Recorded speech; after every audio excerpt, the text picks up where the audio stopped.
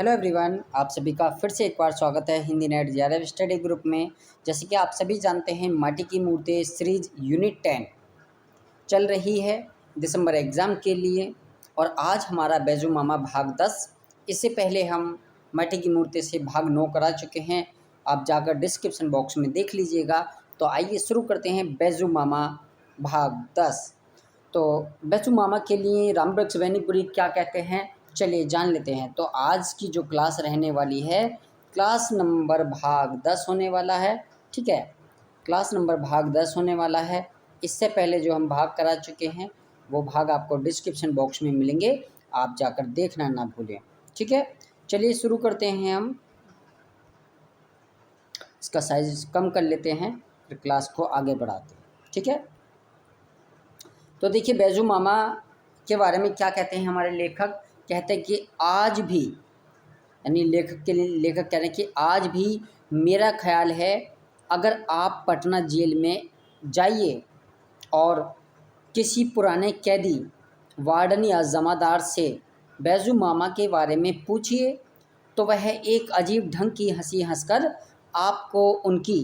दो आपको उनकी एक दो कहानी ज़रूर सुनाएगा।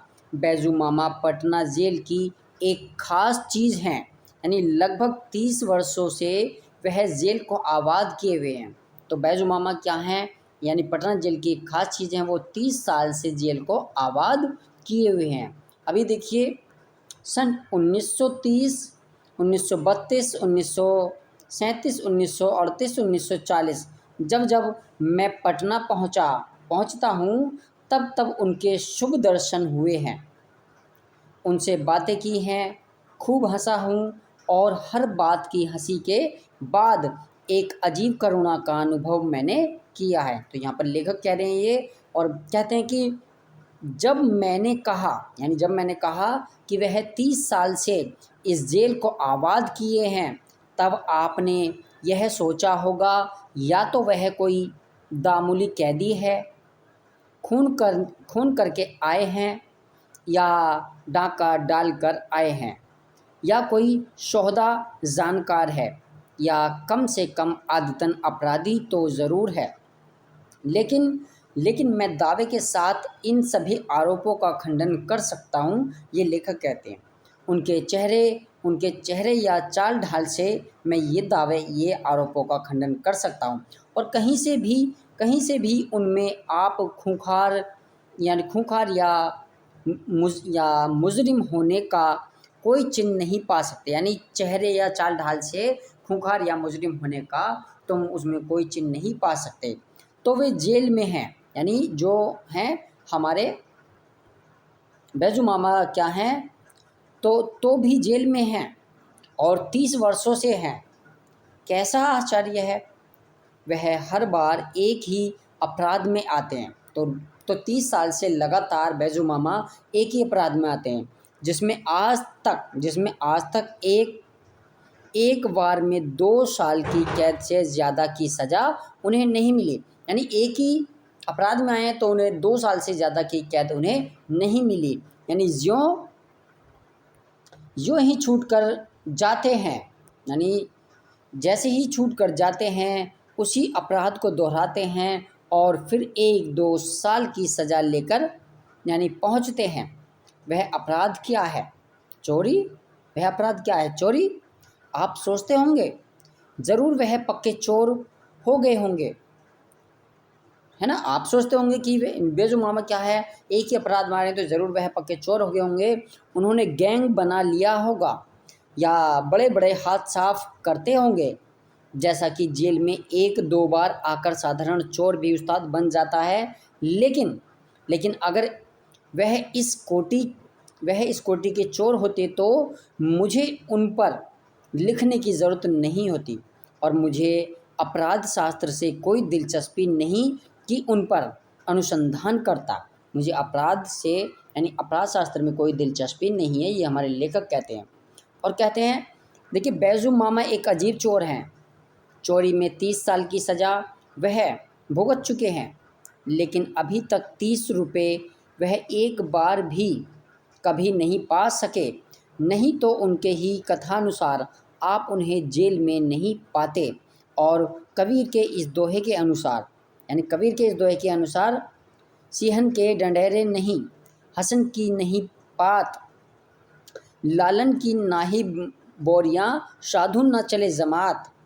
उन्होंने आज तक कोई जमात भी नहीं बनाई, तो वह क्या, सचमुच साधु हैं? छी छी, मैं एक पुराने चोर को साधु कहूँगा?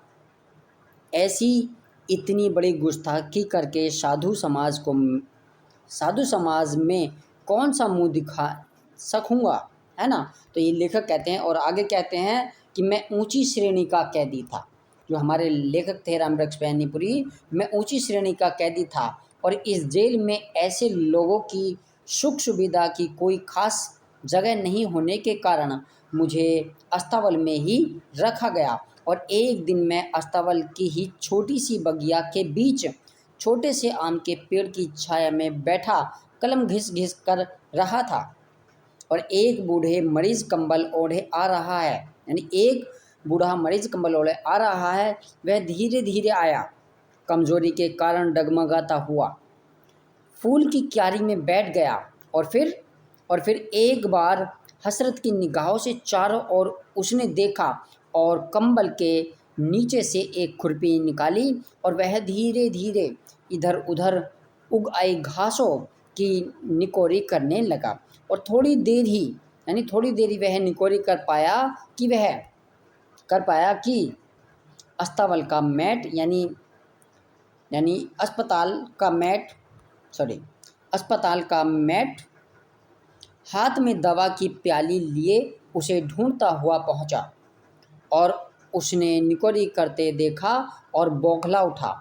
मामू मामू, तुम इस बार मर के रहोगे। ये मैट कहता कि बाबू तुम इस बार मर के रहोगे। और बूढ़ा कैदी सिटपिटा गया, खुरपी खोदी, कंबल संभाला, दवा के लिए हाथ बढ़ाया, यानी हाथ कांप रहा था। लड़खड़ाई जबान से उसने, यानी मिन्नत के शब्दों में मैट से कहा, माफ़ करना भैया, दवा दो। यानी दवा दूँ खाक, यानी दवा खाकर क्या होगा, यानी तुम्हें क्या पड़ी है भला, यानी जो खुरपी लेकर आ बैठे यहाँ, यानी जाए भाड़ में यह बगीचा, हैं यह क्या कहते हो, यानी देखते नहीं 4 दिन मैं बीमार रहा कि इतनी घास फूस उग आई।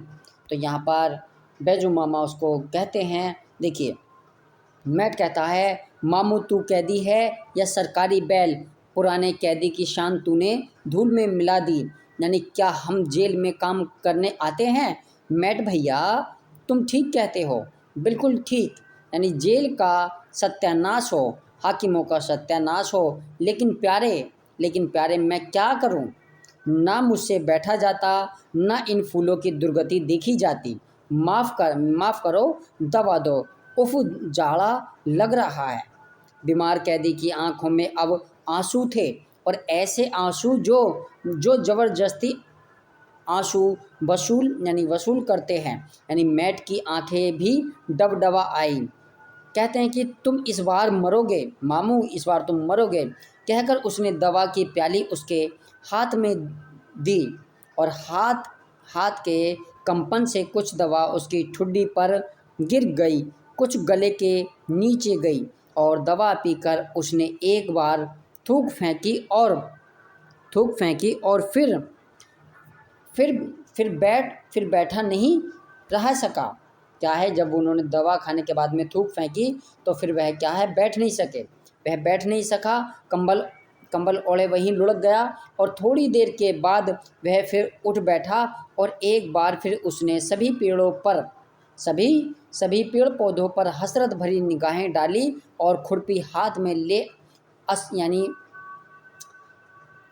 में ले अस्पताल की ओर चलता बना। और इस बार जाते समय मैंने गौर से उसकी ओर देखा, यानी 60 साल की उम्र, तांबे का रंग, चेहरे पर झुर्रियाँ, बाल एक एक सफ़ेद, लेकिन इस बीमारी में भी अब पैर डगमगा रहे थे, और वह तनकर जा रहा था, यानी जैसे वह एक नौजवान हो, ऐसे तनकर जा रहे थे। कुछ देर बाद देखिए, संभवतः मैं उस कैदी की ओर आकर्षित हुआ, यानी वह बैजू मामा थे और इस जेल के कैदियों के मामा, यानी यानी वार्डरों के मामा, जमादारों के मामा, यूँ कहीं तमाम तमाम पटना जेल के मामा। अब मैं बैजू मामा के साथ घुल मिल गया। उनकी बीमारी अच्छी हो गई और वह अपनी खुरपी कुदाल से दिन भर झगड़ते रहते और मैं उन्हीं की बसाई बगीची में एक आम के पेड़ के नीचे बैठकर उनकी मेहनत मशक्क़त देखता रहता। और जब वह थक जाते, मेरे पास आ जाते और ना वह बीड़ी पीते ना खैनी खाते। मैं उनका क्या स्वागत करता भला। यानी जेल का सबसे बड़ा स्वागत सत्कार इन्हीं दो नायाब चीज़ों से है, यानी इन दोनों ही चीज़ों से है। खैर खैर वह मेरे नज़दीक पहुंचकर मुझसे सुराज और गांधी बाबा के हाल पूछते और मैं धीरे धीरे उनकी राम कहानी जानने की कोशिश करता। धीरे धीरे, क्योंकि देखा बैजू मामा अपनी ज़िंदगी को बंद किताब बनाकर ही रखना चाहते हैं। यानी साधारण मुजरिमों की तरह अपनी कहानी बढ़ा चढ़ाकर कहने की बात तो दूर रही, जब जब जब बड़ी खोद खाद के बाद कुछ कहते तो कहते कहते शर्मीली लड़की की तरह बीच में ही रुक जाते और उसके उसके झुर्रीदार गालों, यानी गालों के रंग में कुछ तब्दीली आ जाती। कभी कभी झुंझला कर कहते, बाबू यह पाप की कहानी क्या सुनते हैं आप। यानी यह पाप की कहानी क्या सुनते हैं आप। यानी चोर बदमाश, देखिए चोर बदमाश की बातें कहीं सुनी जाती हैं, लेकिन उनकी ज़िंदगी एक एक कड़ी आखिर मैंने जोड़ ही यानी लेकिन उनकी ज़िंदगी की एक एक कड़ी मैंने आखिर जोड़ ही दी। यानी बैजू मामा इसी पटना जेल के बाढ़ सब डिवीज़न के हैं और एक एक साधारण किसान थे। एक बार हालत ऐसी हो गई कि बैल के अभाव में उनकी खेती रुक गई। कहीं से 30 रुपये कर्ज लिया और गंगा के उस पार बैल खरीदने चले और सुना था उस तरफ अच्छे बैल मिलते हैं और सस्ते। गंगा पार कर बैल की कई पैठियाँ में गए, क्योंकि क्योंकि कम से कम पैसे में अच्छी से अच्छी चीज़ चाहते थे। और इसी दौड़ धूप में उनके दिमाग पर शैतान का कब्ज़ा हुआ और उन्होंने पाया कि उस उस तरफ लोग गर्मियों में बैलों को घर के बाहर ही बांध देते हैं और उनकी खास रखवाली नहीं करते। पटना ज़िले में ऐसा नहीं होता है। शैतान ने उनके कानों में धीरे से कहा, और बैजू क्यों ना इनमें एक बैल रात में खोल लो और गंगा पार कर जाओ। और यह बात उन्हें भा गई और बैल भी हो जाएगा, पैसा भी बच जाएगा और खेती भी निभ जाएगी, यानी कर्ज भी नहीं रहेगा। लोग पूछेंगे तो कह दिया जाएगा यानी बैल मोल लिया है। बस बस हल्दी ना फिटकरी रंग चोखा। बैजू मामा तैयार हो गए और एक रात एक गांव में अच्छा सा बैल खोल कर वह चल पड़े और गंगा की ओर। और जिस समय बैल खोलने गए थे, उस समय तो हाथ ही कांपे थे और अब जब दिन उठ आया उनका समूचा शरीर कांप रहा है। तो ऐसी स्थिति बन गई थी कि उनका सारा समूचा शरीर कांप रहा है, यानी जैसे कभी लग गई हो और ठीक से पैर नहीं उठते। और जितने लोगों को देखते मालूम होता सब उन्हीं की तलाश में हैं और हर आँख मानो उन्हीं को घूर रही है, हर उंगली मानो उन्हीं की ओर उठ रही है, हर कानाफूसी में उन्हीं की बातें हो रही हैं। और दिन ढलने पर वह एक देहाती सराय के निकट पहुँचे और उनकी नस ढीली पड़ गई थी। भूख और थकावट से परेशान थे। बैल को एक पेड़ से बांधा और दुकानदार से लोटा डोरी ले कुएं पर गए और हाथ मुंह धो ही रहे थे कि देखा एक दफादार उसी दुकान पर आकर बैठ गया। ए क्या मेरी ही तलाश में है? क्यों ना बैलों को छोड़कर भाग लूं? तब यानी तब तो और भी पकड़ा जाऊंगा, ये ऐसा बैजू मामा सोच रहे थे। क्या क्या मुझसे भागा जाएगा? फिर ऐसे बैल इस ज़िंदगी में क्या फिर नसीब हो सकता है? नहीं नहीं, वह मेरी तलाश में नहीं है। और इसी तरह सोच विचार कर वह दुकान पर आए और दुकानदार से 2 पैसे के चने लिए और मुंह में रखे थे, यानी चना, यानी मुंह में रखे थे चना और पेट में फूट रहा था, यानी लावा चने मांगने, लावा यानी पेट में फूट रहा था लावा। चने मांगने के चने मांगने के समय इनकी मगही बोली सुनी थी, और इसलिए जब चने खा रहे थे दुकानदार ने इनके घर वगैरह के बारे में संभवतः ही पूछा, और यानी संभवतः ही पूछना शुरू किया। और घर के बाद बैल की चर्चा आई और बीच में ही यानी दफादार पूछ बैठे, यह बैल तुम्हारा है? अच्छा बैल है, कितने में खरीदा यह है? यानी दफादार पूछता कि कितने में खरीदा यह है, यानी साल सवाल। और बैजू मामा कह रहे थे, यानी सुनते ही उनके होश गायब हो गए। और 2-3 साल यानी 2-3 सवाल और वह दफादार कूदकर इन्हें पकड़ चुका था। यानी चोट्टा कहीं का, यह बैल 40 रुपये का है, और बाजिदपुर की पैंठिया कहीं बुध को लगती है। बैल भी गया, उनके पैसे भी छिन गए और पिटाई भी कम नहीं लगी। यानी समस्तीपुर के मजिस्ट्रेट ने 1 साल की सज़ा दी और सज़ा काट कर निकले तो फिर कौन सा मुंह दिखाने घर जाते। यानी वंश में कलंक लग गया, तो उनके वंश में क्या है, कलंक लग गया, वो मुंह दिखाने लायक नहीं रहे और वंश में कलंक लग गया। और बैजू मामा आप कौन जात हैं? ये लेखक पूछते हैं कि बैजू मामा आप कौन जात हैं?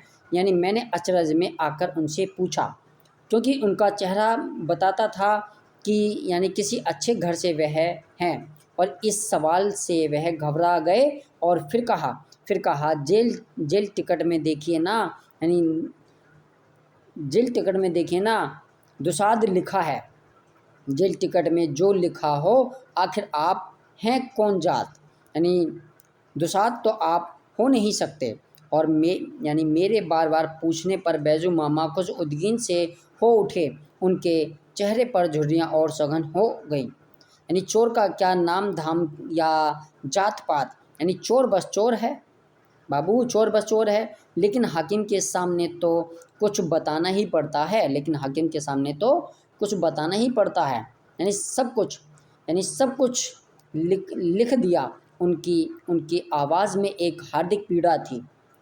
तो क्या आप बाहर ताड़ी दारू पीते हैं? यानी अब तो जैसे उनका धीरज टूट गया हो, यानी भराई आवाज़ में बोले, हाय बाबू, आप कितने भोले हैं। क्या क्या बिना नशा खाए चोरी हो सकती है? अरे निशाचरी काम के लिए पहले निशाचर बन जाना पड़ता है बाबू। और उद्गिनता में ही वह चुपचाप वहाँ से चल दिए। यानी जब वे वहाँ से चल दिए, बैजू मामा देखिए चल दिए और मुझे पता चला था कि वह उनके घर पर अब भी यानी गृहस्थी होती है, अच्छी गृहस्थी होती है। यानी भाई मर चुके हैं, 2 भतीजे हैं, उनके बाल बच्चे हैं। और मैंने बैजू मामा को समझाया कि पुरानी बातें भूल जाइए और इस बार यानी पुरानी बातें भूल जाइए और इस बार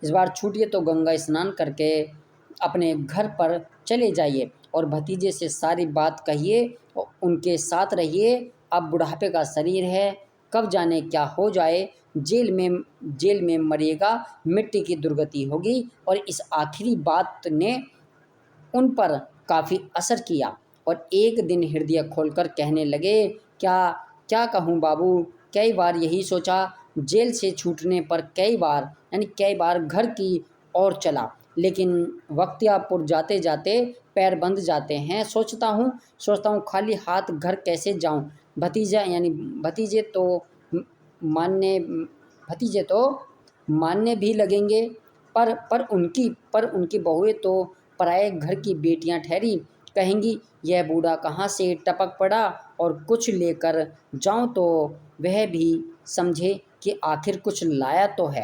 यानी वह भी कुछ समझेंगे कि आखिर लाया तो कुछ है। ठीक है। लाया तो कुछ है, और कम से कम एक गाय खरीद के ही ले चलूं, और एक गाय 30 में अच्छी गाय मिल जाती है, लेकिन रुपए कहाँ से आवे? चोर हूँ ही, क्यों ना एक आध हाथ और मार लूं।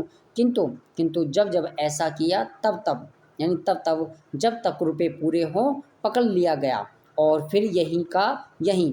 उफ, 30 रुपये, 30 रुपये, 30 रुपये में बैल और 30 रुपये में गाय, और इसी 30 रुपये में एक इसी 30 रुपये में एक की ज़िंदगी के 30 बरस बर्बाद हो गए। बेचारा 30 के अजीब गोरख धंधे में फंस गया। और मैं इस तरह सोच ही रहा था कि बैजू मामा फिर बोल उठे, एक बात और है बाबू, यानी जब जब जब बाहर जाता हूँ एक बात और है, जब बाहर जाता हूँ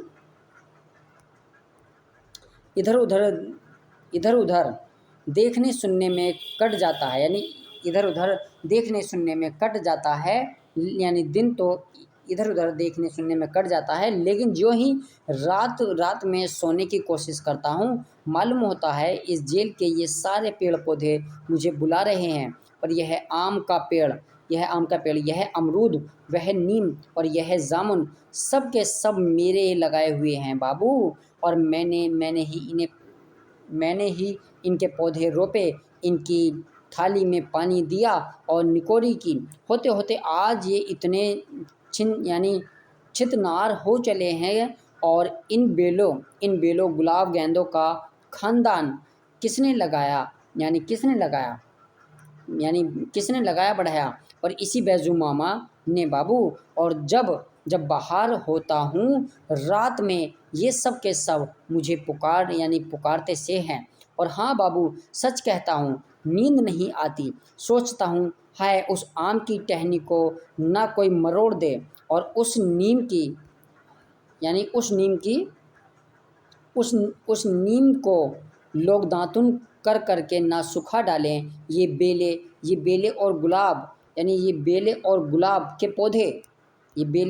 के पौधे बिना सिंचाई निराई के कहीं बर्बाद ना हो जाएं।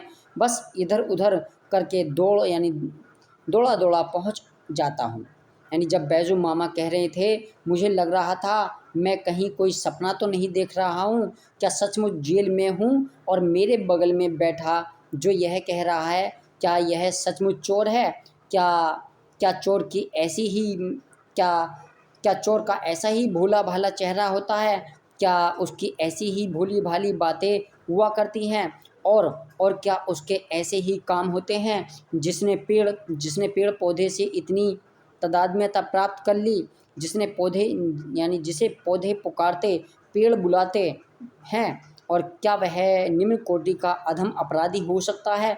अगर यह अपराधी है तो निसंदेह अपराध शब्द का अर्थ हमें बदल देना होगा। ठीक है। और बैजू मामा देखिए यहाँ पर, और बैजू मामा अपनी होली वाली कहानी भी बाबू को ज़रूर सुनाना।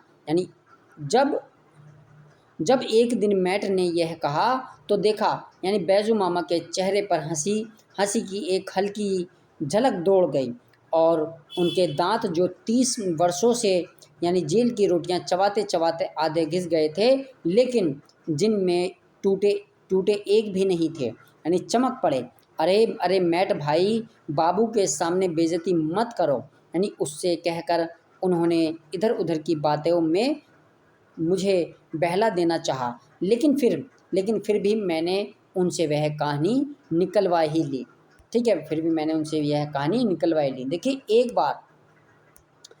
एक बार संयोग ऐसा हुआ कि बैजू मामा की रिहाई की तारीख ठीक होली के दिन ही पड़ गई। ठीक होली के ही दिन, जिस दिन साल भर में सिर्फ एक ही दिन जेल में पकवान बनते हैं। जेल में पकवान, लेकिन आप ताज्जुब ना करें, जहाँ भात में भूसी मिली होती है और रोटी में कंकड़, दाल में छिलके ही छिलके रहते हैं, और तरकारी के नाम पर घास के डंठल को उसन दिया जाता है। वहाँ के पकवान भी कैसे होंगे समझ जाइए। लेकिन पकवान फिर भी पकवान हैं। सरसों के तेल में गुड़ देकर घुने गेहूं के आटे यानी घुने गेहूं के आटे के पके पुए और थोड़े दूध में पूरा पानी यानी थोड़े दूध में यानी पूरा पानी डालकर उबाली गई खीर। और ये पकवान भी कैदियों की जीभ पर यानी कैदियों की जीभ पर कम पानी नहीं ला देते और महीनों से इसकी इसकी प्रतीक्षा होती है। यानी कैदियों को क्या है, ऐसे पकवान की महीनों से प्रतीक्षा की जाती है यानी प्रतीक्षा की जाती है। और बैजू मामा की जीभ भी किसी यानी इसकी कल्पना में कम लार नहीं टपका चुकी थी। और खबर मिली उसी होली के दिन उनकी रिहाई होने वाली है। आहारे, यह क्या गजब हुआ। यानी बैजू मामा ने जमादार साहब से बहुत ही गिड़गिड़ाकर आरजू मिन्नत की कि किसी तरह जेलर बाबू से कह सुनकर उनकी रिहाई की तारीख एक दिन और बढ़ा दे। लेकिन जमादार साहब ने पहले ही समझाकर फिर डांट फटकार दिया यानी यानी लेकिन जमादार साहब ने पहले समझाकर फिर डांट फटकार दिया कि ऐसा हो नहीं सकता। खैर खैर रिहाई का दिन पहुंचा और वह गेट पर लाए गए तो उन्होंने देखा यानी पुए बनाने के लिए तेल और कढ़ाई भीतर जा रहे हैं। पकवान के इन सामानों को देखकर उनकी आंखें छल छल आईं यानी पकवान को देखकर उनके मन में लालसा आई और उनकी आंखें छल छल आईं। यानी जेलर साहब का ध्यान बैजू मामा की ओर आकर्षित हुआ। यानी भला उनको कौन नहीं पहचानता। यानी जेलर साहब ने समझाया, शायद ये आंसू आनंद के या पश्चाताप के हैं। और कह बैठे, क्यों बैजू, अब तो फिर नहीं आओगे ना। हाँ हाँ, मत आना, अब तुम बूढ़े भी हुए। उनका यह कहना था कि बैजू मामा की आंखों में सावन भादो उमड़ आए और रुधे हुए गले से बोले, बाबू मेरी तकदीर फूट गई बाबू। यानी बाबू मेरी तकदीर फूट गई बाबू, ये लेखक से कहते हैं। यानी जेलर साहब शरीफ मुसलमान वह सुनकर घबरा गए और यह क्या बात हुई पूछा।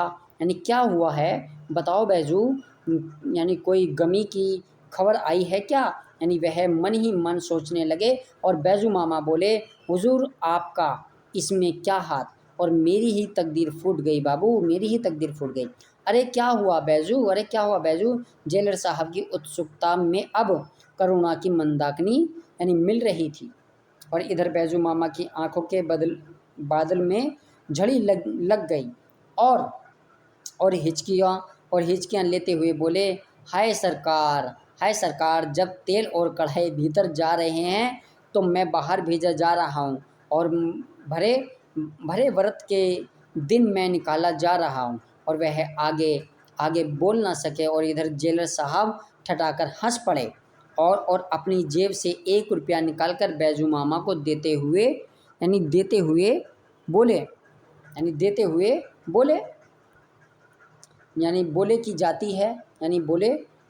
की जाती है बैजू मामा की जीभ भी इसकी कल्पना में कम लार नहीं टपकाती थी। ये तो वही आ गया, ठीक है ना। यानी बोले कि जाओ बाजार से इसी के पुए खरीद कर खा लेना। लेकिन इन चांदी के चमचम टुकड़े का जरा भी मोह उनके मन में क्यों होने लगा। यानी रुपया जेलर बाबू के पैर पर रख दिया और एक दिन के लिए और जेल में रखे जाने की मिन्नत की। और जेलर साहब ने इस बारे में अपनी असमर्थता दिखाई और रुपए बार बार के आग्रह पर भी नहीं लेकर धोती की खूंट से आंसू पोंछते बैजू मामा बाहर चले गए। यानी बैजू मामा बाहर चले गए और बाहर चारों ओर होली का हुड़दंग मचा था और रंग अरबी उड़ रही थी और गाने बाजे हो रहे थे। जेल से जो 3 आने पैसे मिले थे उनका सत्तू खरीद कर बैजू मामा ने खाया और दिन भर इधर उधर अन्यामनस्क तमाशे देखते रहे और शाम को स्टेशन के माल गोदाम के सामने जाकर लेटे रहे। और कुछ अंधेरा होने पर एक बैलगाड़ी के निकट बंधे जो बैल को खोल कर ले चले, यानी बैल को खोलकर यानी बैल को खोलकर ले चले, बैल को खोलकर ले चले। और गाड़ीवान दिन भर के धूप धक्के से कुछ ऐसे मस्त होकर सोया था कि उसे कुछ सुध नहीं यानी नहीं रह गई थी। और अब बैजू मामा क्या करे, यानी वह खुद चिल्लाकर कहने लगे, ओ गाड़ीवान, कैसा बेवकूफ़ सा सोया है, और चोर तेरे बैल लिए जा रहा है। यानी बैल शब्द कानों में पड़ते ही गाड़ीवान चौंक उठा और जिस जिस ओर से आवाज़ आई थी दौड़ा, और उसे दौड़ते देख बैजू मामा ने भागने का बहाना किया और वह पकड़ लिए गए। यानी कुछ कुछ घूंसे खाए और रात भर हाजत में रहे और भोर में फिर जेल में हाजिर। यानी जेल भर में हल्ला हो गया, बैजू मामा आ गए। किंतु बैजू मामा तो यानी जल्द आकर मैट से मिले और कहा, कहाँ पुए रखे हैं, ला तो मैट भाई। यानी मैट हंस रहा था। क्या है, देखिए मैट हंस रहा था और बैजू मामा उससे कह गए थे कि दो एक पुए मेरे लिए चुरा कर रख देना और कल मैं ज़रूर आऊँगा। और बैजू मामा अपने ज़रूर को ज़रूरत ही सार्थक करेंगे। और इसी उम्मीद मैट ने नहीं की थी, यानी इसकी उम्मीद मैट ने नहीं की थी। जो ही मैट ने कहा, यानी पुए कहाँ रखे हैं, बैजू मामा की आंखों से झरझर आंसू झड़ने लगे। उफ, इसी पुए के चलते रात उस गाड़ीवान के कितने घूंसे मैंने बर्दाश्त कर लिए और रात भर हवालात में पुए का ही सपना देखता रहा हूँ। और तुम कह रहे हो कि पुए कहाँ रखे हैं, यानी मैट भाई यानी मुर्दा। हाय री तकदीर। अब मैट की आंखें भी डबडबा आई और उसने जो पुए अपने लिए बचाकर यानी चुरा कर रखे थे उन्हें लाकर बैजू मामा के सामने रख दिए। और बैजू मामा उस बासी काठ से कड़े बन गए तेल के पुए को कुतर कर खा रहे थे, जो उनकी आंखों के पानी से नरम और नमकीन होते जाते थे। ऐसे थे हमारे बैजू मामा, ठीक है। और देखिए इस बार वह किसी तरह जेल में आए और वह भी दिलचस्प और दयनीय नहीं है।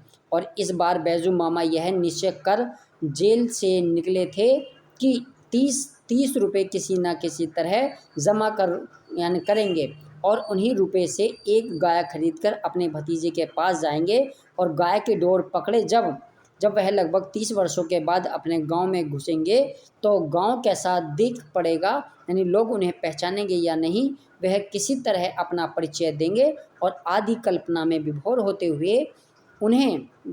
हुए ही उन्हें जेल से बाहर कदम रखा था। यानी ऐसी सोच को लेकर वो जेल से बाहर निकले थे, ठीक है। अब देखिए शुरू में मालूम हुआ इस बार तकदीर पक्ष में है और बड़ी चोरी में बड़ा खतरा है और खतरा लेने का इस बार मौका नहीं था। और इसीलिए छोटी छोटी चोरियां 30 रुपये के लिए शुरू की। यानी एक होटल से 2 लोटे उड़ाए, 2 रुपये में बेच लिए। और एक मंदिर के अहाते से 2 कंबल मार लिए, 3 रुपये उनसे आए। एक वकील साहब के बरामदे में एक शॉल उचक लिया और 4 रुपये आए। यानी सबसे बड़ा शिकार एक गोदाम से एक बोरे लाल मिर्च का किया, जिससे उन्हें नगद 12 रुपये मिले।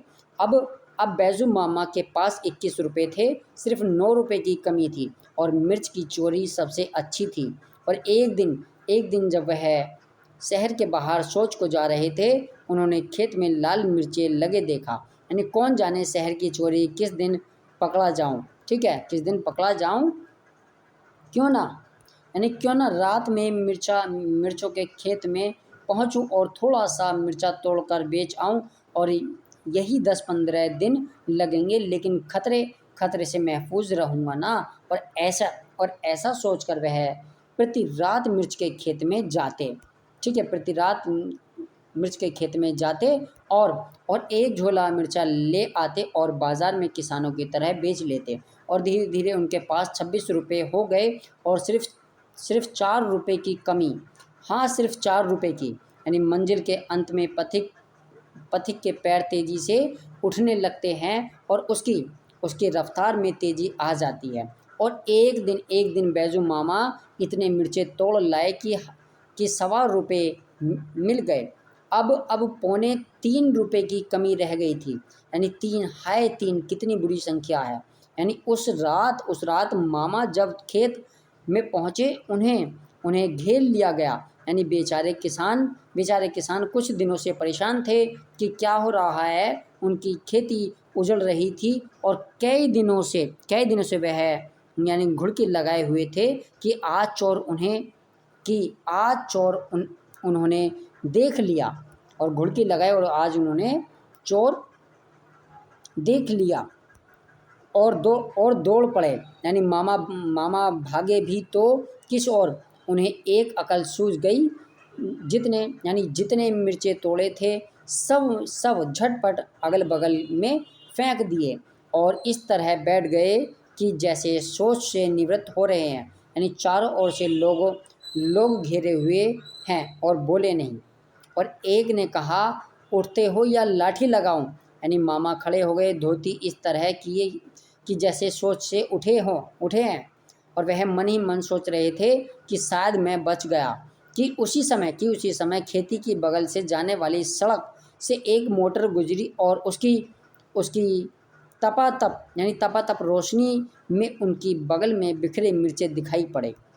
ठीक है, मिर्चे दिखाई पड़े। देखिए कितनी किस्मत बेकार थी। यानी मिर्चे दिखाई पड़े और बाबू डर के मारे पेशाब भी नहीं कर पाए। यानी कर पाया था ना। बाबू यानी डर के मारे मैं पेशाब भी नहीं कर पाया था ना। और मुझसे मामा ने हंसते हुए कहा। अब क्या चोरी साफ साफ पकड़ ली गई और मामा फिर थाने में हाजिर किए गए और फिर वही हवालात।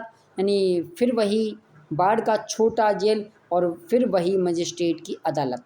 लेकिन इस बार विशेषता यह हुई कि किसी तरह पुलिस ने पता लगा लिया कि मामा पुराने यानी मुजरिम हैं। फलतः उन पर यानी सेक्शन चलाने की तैयारी की और नौजवान मजिस्ट्रेट ने पुलिस की बात मान ली और दरोगा ने यानी गोलियां देते हुए कहा।